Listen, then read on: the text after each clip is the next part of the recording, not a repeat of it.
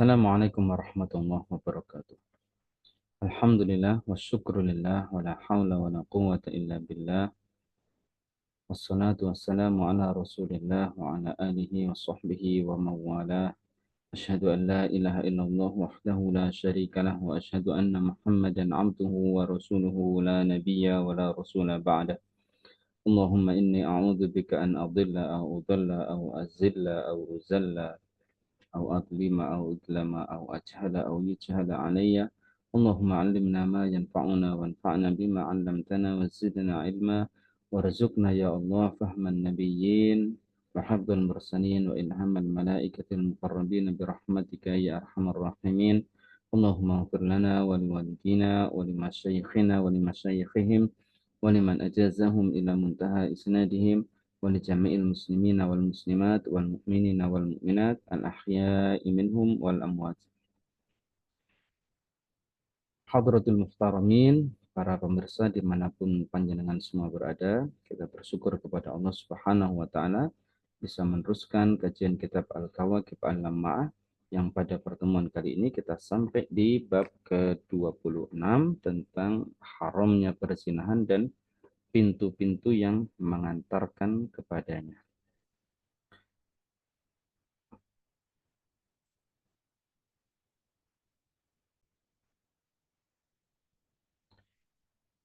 Baik, bab ke-26 ya.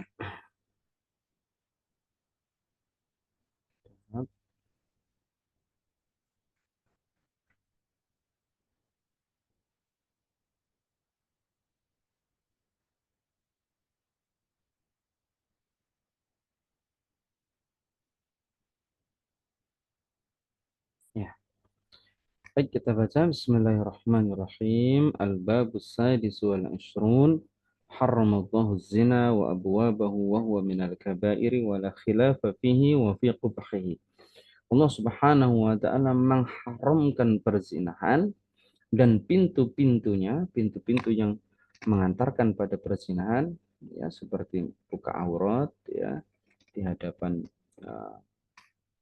laki-laki ajnabiyah yang bukan mahram maupun berdua-duaan maupun pembicaraan-pembicaraan yang mengarah kepada perzinahan maupun yang lain-lainnya. Wa huwa minal kabairi, dan perzinahan itu termasuk di antara dosa-dosa besar. Ya, termasuk di antara dosa-dosa besar. Wala khilafa fihi wa fi qubhihi, dan tidak ada perbedaan di antara para ulama tentang haramnya perzinahan ini, ya, wa fi qubhihi, dan eh, betapa buruknya perzinahan.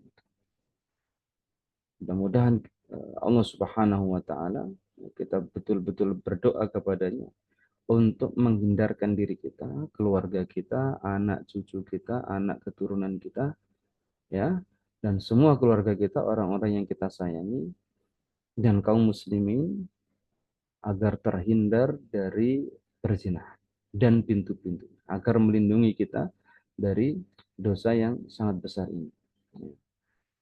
Allah Subhanahu wa taala berfirman, ولا تقربوا الزنا إنه كان فاحشة وساء سبيلا.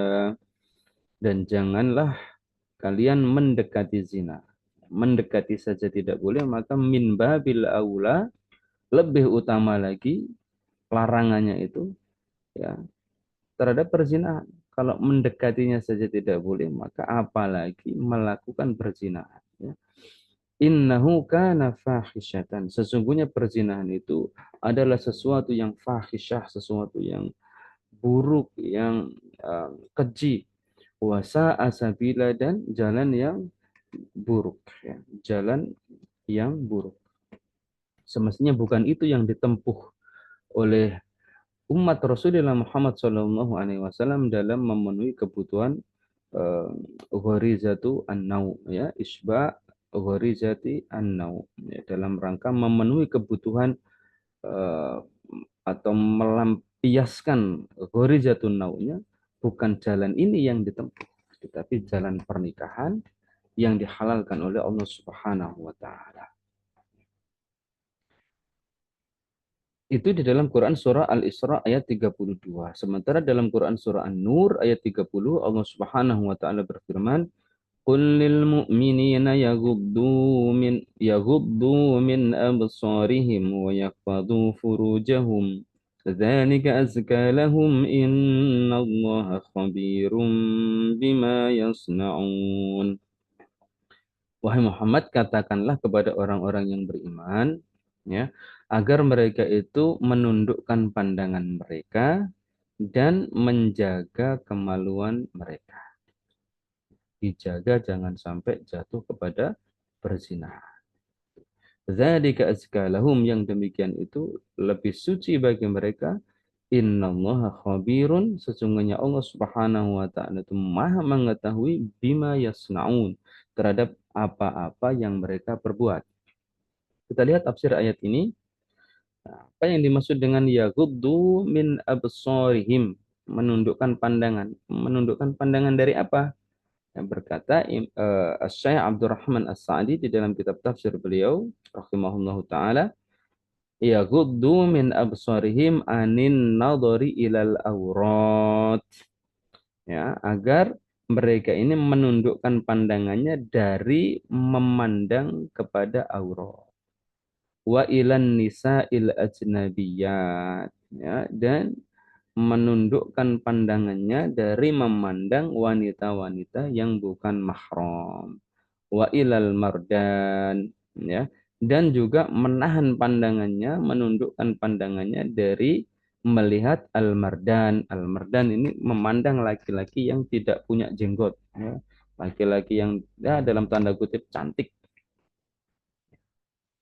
Alladzina yukhafu bin nadhari ilaihim al-fitnah, yang dikhawatirkan, ditakutkan memandang mereka itu mendatangkan fitnah.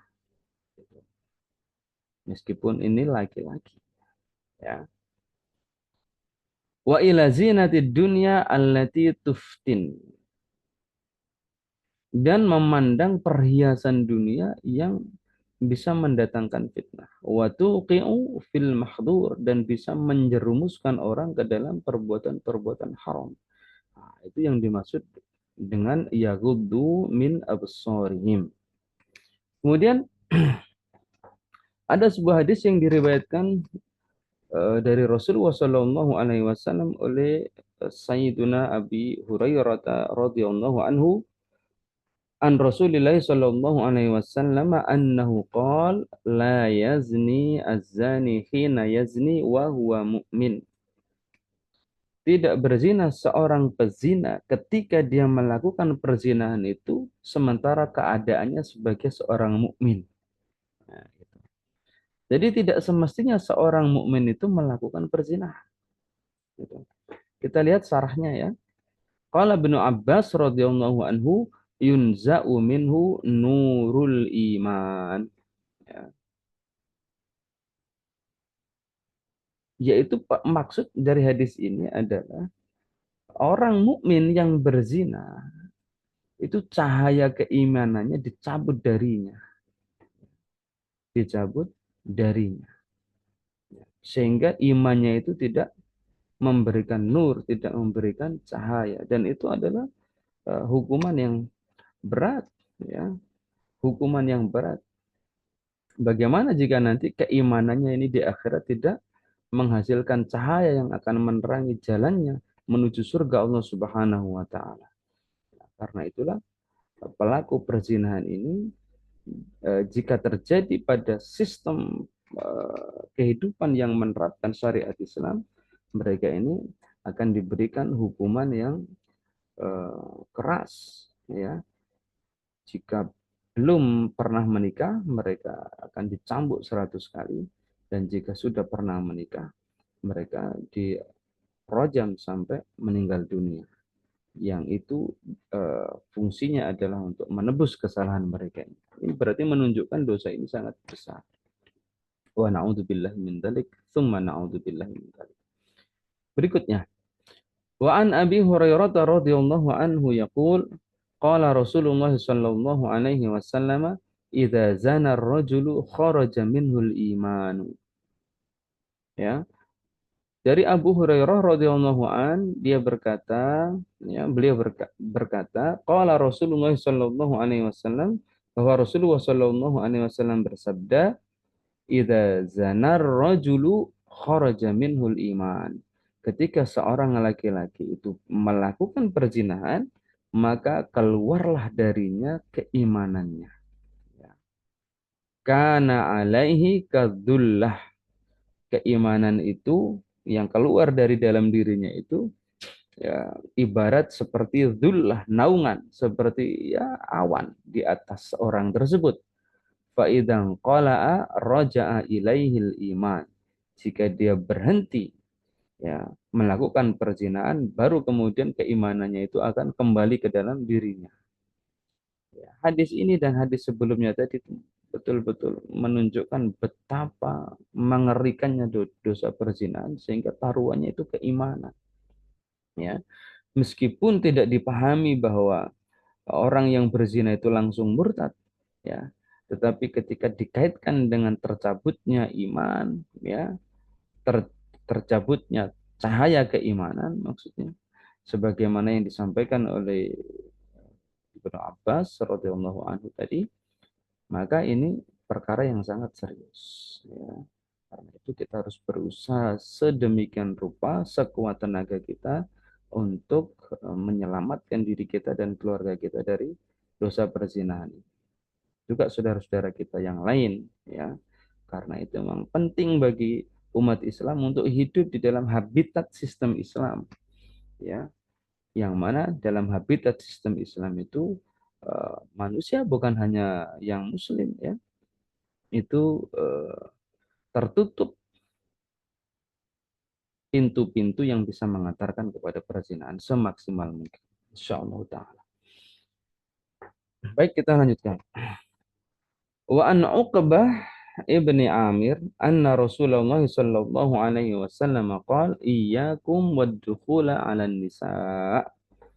Rasulullah sallallahu alaihi wasallam sebagaimana diriwayatkan oleh sahabat Uqbah bin Amir bersabda, ya, beliau bersabda sallallahu alaihi wasallam, iyyakum wad-dukhula 'alan nisa.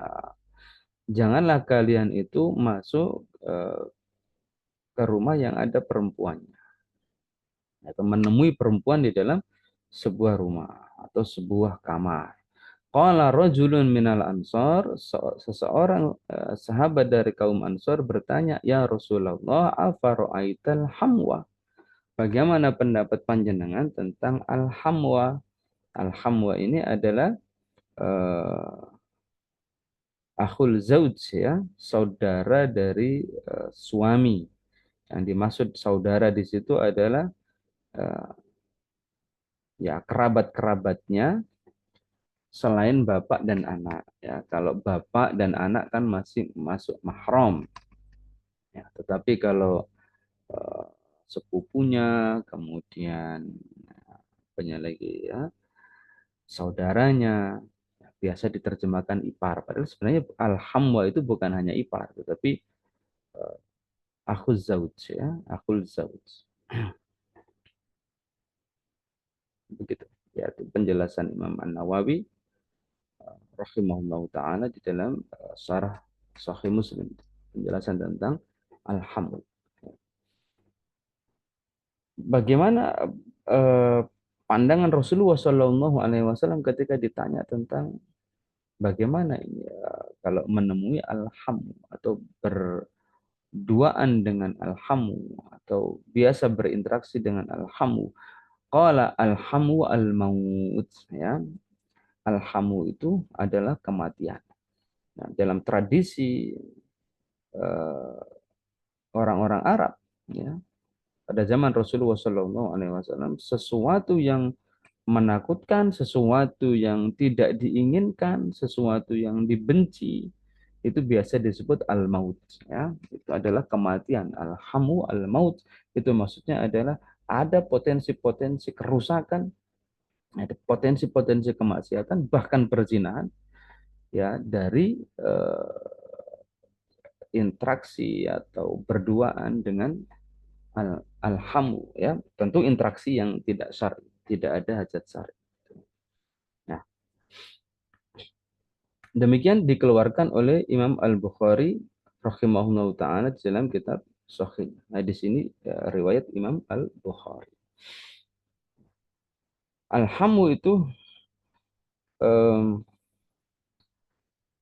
mendapat perhatian khusus karena keharamannya dan ditakutkannya mengantarkan pada perzinahan itu kan lebih besar daripada yang lainnya. Ya, karena ini masih kerabat, masih ya saudara, sering bertemu dan seterusnya. Kalau yang lain kan tidak terlalu. Nah, karena itu betul-betul diwanti-wanti oleh Rasulullah SAW dengan predikat al-maut ya, atau pensifatan sebagai al-maut itu menunjukkan ya, kita harus hati-hati betul menjaga interaksi dengan eh, apa saudara-saudara yang sebenarnya bukan mahram. Sebenarnya bukan mahram meskipun kerabat. Di seorang istri ya hendaknya berhati-hati menjaga interaksi dengan kerabat-kerabat suaminya. Nah, gitu kira-kira. Berikutnya, wa an ibni Abbas radhiyallahu anhuma annahu sami'a an-nabiy sallallahu alaihi wasallam yaqul la yakhluwanna rajulun bimra'atin wa la tusafiranna imra'atun illa wa ma'aha mahramun. Akhrajahul Bukhari rahimahullahu taala. Dari Ibnu Abbas radhiyallahu anhuma, beliau Ibnu Abbas mendengar Nabi Shallallahu alaihi wasallam bersabda, tidak boleh seorang rojul, seorang laki-laki itu berkholwat. Ya, berkholwat itu maksudnya berdua-duaan, tidak ada orang lain, baik di hayatul ammah maupun di hayatul khosah. Apalagi di hayatul khosah. Tidak boleh. Ya. Kehidupan umum maupun di kehidupan khusus berdua-duaan itu tidak boleh. Kehidupan umum misalnya di lapangan yang sepi, di masjid misalnya pada saat sepi, atau di tempat khusus misalnya di dalam rumah, di dalam kamar. Itu tidak diperbolehkan. Wala tusafiranna imra'atun, dan seseorang, maksudnya perempuan, itu tidak boleh ya, melakukan safar ya, yang dimaksud adalah safar yang memakan waktu 1 hari 1 malam illa wa ma'aha mahramun, kecuali dia ditemani oleh mahramnya. Demikian diriwayatkan oleh Imam Al-Bukhari rahimahullah taala. Kemudian wa an Jabir bin Samurah radhiyallahu anhu qala khatabana Umar ibn al-Khattab bil Jabiyah faqala inna Rasulullah sallallahu alaihi wasallam qama fi mithli maqami hadha faqala ala la yakhluwanna rajulun bimra'atin fa inna thalithuhuma asy-syaitan ala wa man kana minkum tasu'uhu sayyi'atuhu wa tasurruhu hasanatuhu fahuwa mu'min. Rawahu Ibnu Hibban rahimahullahu taala fi sahih. Dari Jabir bin Samurah radhiyallahu an, beliau berkata bahwa Umar bin Khattab radhiyallahu anhu berkhutbah kepada kami bil Jabiyah, di sebuah tempat yang namanya Al Jabiyah, dan Umar bin Khattab menyatakan sesungguhnya Rasulullah Shallallahu alaihi wasallam dulu pernah berdiri di tempatku berdiri ini dan bersabda. Nah, gitu. Ala la yakhluwanna rajulun bimra'atin. Ingatlah, tidak boleh seorang rojul, seorang laki-laki itu berkholwat, berdua-duaan dengan perempuan. Fa inna thalithuhuma asyaiton. Karena sesungguhnya yang ketiga dari keduanya itu adalah asyaiton. Dan kita tahu asyaiton itu adalah musuh yang nyata bagi umat umat manusia, termasuk khususnya adalah umat Islam. Ada proyek dari syaitan itu untuk menggelincirkan umat ini ya ke dalam kemaksiatan agar mereka masuk neraka, wa naudzubillahi min dzalik tsumma naudzubillah. Ingatlah ya, wa man kana minkum tasu'uhu sayyi'atu. Ingatlah, kata Rasulullah Shallallahu alaihi wasallam berdasarkan laporan Sayyidina Umar bin Khattab, ya, barang siapa yang keburukannya itu tasu'uhu, keburukannya itu, sayyi'atuhu, keburukannya itu membuat dia itu sakit. Wa tasurruhu hasanatuhu, dan kebaikannya itu membuat dia senang. Fahuwa mu'min, maka orang ini terkategori sebagai orang mukmin. Ya, kalau orang berbuat salah itu kemudian dirinya merasa sakit, merasa terganggu, merasa bermasalah, dan ketika dia itu berbuat ketaatan, kebaikan, amal soleh, dia merasa senang, bisa melakukan amal soleh tersebut, maka itu adalah merupakan indikator bahwa orang ini mukmin. Ya, berarti kan sebaliknya, kalau ada orang melakukan kemaksiatan, lalu dia justru senang dengan kelakuan kemaksiatannya tersebut, ya, atau justru ketika dia melakukan ketaatan itu dia tidak senang terhadap ketaatan yang dia lakukan, ini merupakan indikasi bahwa dia bukanlah mukmin yang sejati. Demikian hadis diriwayatkan oleh Imam Ibnu Hibban rahimahullahu taala. Demikian para hadirin rahmatullahi alaikum, bab ke-26 dari kitab Al-Kawakib Al-Lamma'ah, yaitu bahwa Allah Subhanahu wa taala mengharamkan perzinahan dan pintu-pintu yang mengantarkan kepadanya. Wa huwa minal kabair, perzinahan itu termasuk di antara dosa-dosa besar yang tidak bisa sekedar dihapus dengan amal soleh, tapi harus bertaubat, harus menyesal, berhenti, berjanji tidak mengulangi lagi. Ya. Wala khilafa fihi wa fi qubahihi. Dan tidak ada khilaf di antara para ulama tentang haramnya perzinahan ini, ya, dan bahwa perzinahan itu termasuk dosa besar, wa fi qubahihi, dan ya, terhadap buruknya dosa perzinahan. Na'udzubillahi min dzalik, tsumma na'udzubillah. Kita sekali lagi berdoa kepada Allah Subhanahu wa taala, mudah-mudahan Allah menjaga kita sekeluarga dan kaum muslimin dari dosa perzinahan dan pintu-pintu yang mengantarkan ke sana. Kita juga berdoa kepada Allah Subhanahu wa taala agar segera menganugerahkan kepada umat Islam kembalinya kehidupan Islam, sehingga umat Islam bisa hidup dalam habitat yang seharusnya, yaitu habitat yang menutup semua pintu-pintu yang bisa mengantarkan kepada perzinahan, yang itu artinya menutup pintu masuk ke dalam neraka. Subhanallah. أقول قولي هذا وأستغفر الله العظيم لي ولكم ولسائر المسلمين. سبحانك اللهم وبحمدك أشهد أن لا إله إلا أنت أستغفرك وأتوب إليك. السلام عليكم ورحمة الله وبركاته.